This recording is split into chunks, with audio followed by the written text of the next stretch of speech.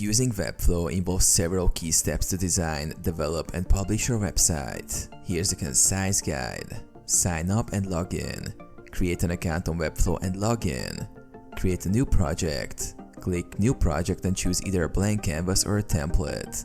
Name your project and start designing. Design your site. Add elements. Drag and drop elements like div blocks, text, images, and buttons from the left sidebar onto your canvas. Style elements. Use the Style panel on the right to adjust properties like size, margin, padding, color, typography, and more. Create pages and structure. Add new pages using the Pages panel. Structure your site with navigational elements like headers and footers. Use CMS collections. For dynamic content like blogs or portfolios, create CMS collections. Add fields to your collections, then bind collection items to your design elements. Responsive design.